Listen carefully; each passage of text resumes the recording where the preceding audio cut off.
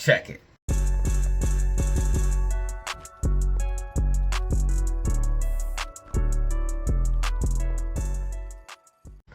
Hey guys, what is up? I'm back. I got a quick little update for you guys covering SPY, Bitcoin, Ethereum, GameStop, and much more in this video. It's a quick little packaged update for you guys to just quickly get some technical analysis and some details before tomorrow's live stream. So with that being said, let's go ahead and hop in the charts, the facts, the data, and see what we have going on.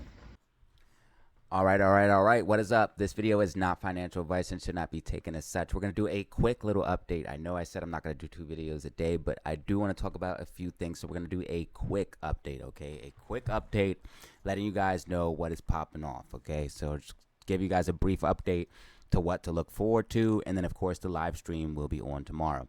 So you can see that AMC did break above the sloping resistance, and AMC's max pain is at $10. So if we go to AMC max pain, you guys will see that AMC's max pain is at $10 at the current time and place. So I do think there is a very good chance that we actually close around $9.90, $9.80 by Friday tomorrow. So yes, I am aware that Friday is tomorrow, and I do think we will be possibly filling that gap tomorrow. We do have a gap fill to the upside on AMC, so I do want to show you guys that we do have this gap fill here at that 930 to 970 or 930 to 997 level. So you guys can see that we do have that gap fill there. So I do think we are going to see a push to the upside sooner or later. Is it going to be tomorrow? I'm about 80% sure. Again, you never have certainty in the stock market. So again, this could happen later this next trading week. But I'm pretty certain that they're going to probably try to make a push for that $10 level by the end of Friday. So I just want you guys to be aware of that for AMC. I also want you guys to be aware of the gap fill. And then I want to give you support and resistance levels to look forward to. We have $8.60 as resistance. We have support at $8.50, and then also $8.45. We have support as well. And then we have a final support at $8 even. And then, of course, we have a resistance at $8.50. We have support at $8.50, resistance at $8.61, and then major resistance at that $9 level. If we do see a push above $9, you're going to see a move towards that $10 level very rapidly. And there is a decent amount of calls at that $9 level, so we could see a decent push if we can get up to it. It's nothing crazy, but there are some calls to give it a push up. There's more at 10, but there is some calls that could give it a push to the upside. And also it's major support and resistance. So if we do see that, you are going to see a nice move to the upside. Now, things we do have to look forward to is the MACD on the hourly time frame is starting to flip green. You guys can see that we're about to get across. Basically need one more candle to get across, but you can see that the MACD is curling up. So this is showing that we are getting bullish momentum. You can also see that RSI is pretty oversold, and we can see that if we look at the Bollinger Bands, we're outside the Bollinger Bands, but we're basically on the lower end of the band, so we could be seeing a bounce back to the upside towards this upper range around at $9.60. And again, if we get above $9, you could see a nice push for AMC. So that's what I'm looking at for AMC stock. GameStop, I do believe, is going to be making a possible double bottom. The good thing about GameStop, what it did today, is it filled the gap. We had this falling wedge right here, and it got a nice little pop to the upside. I do think GameStop's actually going to continue to the upside with this falling wedge. So I'm going to go ahead and zoom in so it's not so wonky looking. But I do think GameStop's actually going to continue to the upside with this falling wedge, seeing possible price movement back up to these higher ranges, back up to about $12.90, $13.50. Okay, so I do think we could see this move pre-market basically covering around this $9.70 to $9.80 level, kind of trending to the upside as we break out of this falling wedge.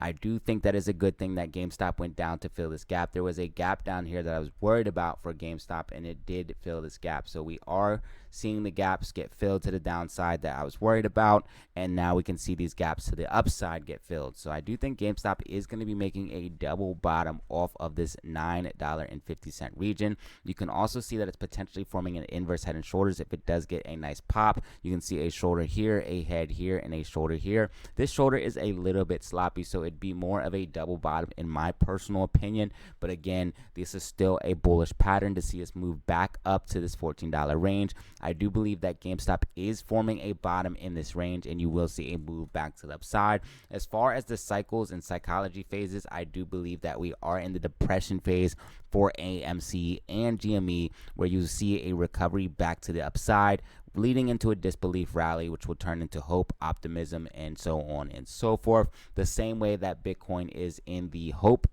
phase right now, I do believe that Bitcoin is in the hope phase. I believe the depression phase was back here when it hit 15K. You will see, sure enough, you will see AMC and GameStop start to form a bottom, same way Bitcoin did, and then start to move up out of its depression phase and then into its hope and disbelief rally, where people don't believe that it can rally. That was this rally right here, and now I believe it is moving into the hope phase, and this will lead into the bull run in 2024 that I believe is coming for crypto. And speaking of crypto, it is doing exactly what I said it would, breaking out of this bull flag and then pulling back sharply. I told you that this would most likely happen because RSI is extremely oversold on the higher time frames. So I figured that we would see this bullish consolidation as we did identify this bull flag, see it pop to the upside, and then see a snap back to the downside. Now, the curious thing about what crypto is doing right now, Bitcoin in particular, it has the Bollinger Bands constricting, and it is holding these levels high up at this 36.6 level, and you can see that it's holding above this blue sloping resistance. If it can manage to do so right now while it's in this rising wedge, basically it's going to go absolutely parabolic. So right now, RSI is extremely overbought. I would not be FOMOing in at this point. I accumulated in the range between 15 and 28K. So my Bitcoin is in profit. My crypto is in profit. You can see that Ethereum absolutely taken off to 2.1K. It was holding that $2,000 level, and it is now at 2.1K. I also talked about Ethereum going to $2,000 as well. So this is very, very exciting for the crypto markets, and I do believe it is showing that the bull run will be coming in 2024 as I predicted and will come to fruition. Also, something you look at as well is monthly MACD is green. Bollinger Bands are constricting, and we just broke out of a massive falling wedge on Bitcoin. So that's what I'm looking at for Bitcoin, AMC, and GameStop. Let's go ahead with SPY last but not least, and then wrap up the video. So SPY finally got the bearish divergence started to play out that we were talking about. I told you guys once the bearish divergence started to play out, it's going to happen quite fast. Now, SPY did dump down very, very quickly. RSI is not oversold as of just yet, so I think we could see a little bit more downside for SPY.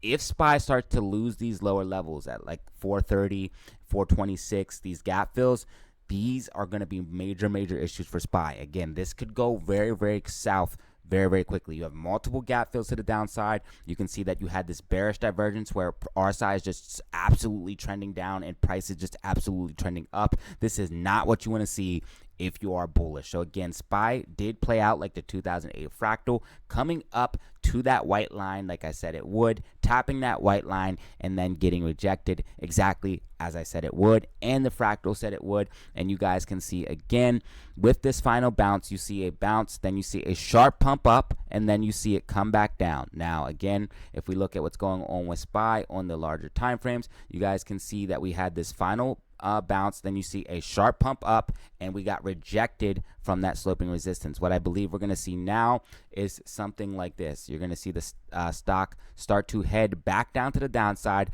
get a final bounce, and then absolutely capitulate. And if we did see something like this, this would actually be what the bear flag is calling for. The bear flag on the macro time frame, the yellow lines that we've been tracking for the past year and a half. Yes, that's exactly what type of movement this would say, because you would see a quick drop down once the bear flag finally breaks, and it looks like that is what the 2008 fractal is calling for. So again, I'm not counting my chickens before they hatch, but this is looking extremely juicy for a perfect setup for SQQQ and my position to absolutely go to the moon, which I've been planning for quite some time, ever since I called the top at 460. So guys, this is pretty much everything I have for you. I do think we are going to see more downside for SPY tomorrow. There's a potentiality of seeing a bounce before we do see the downside, so basically seeing a bounce up to possibly 434, 435.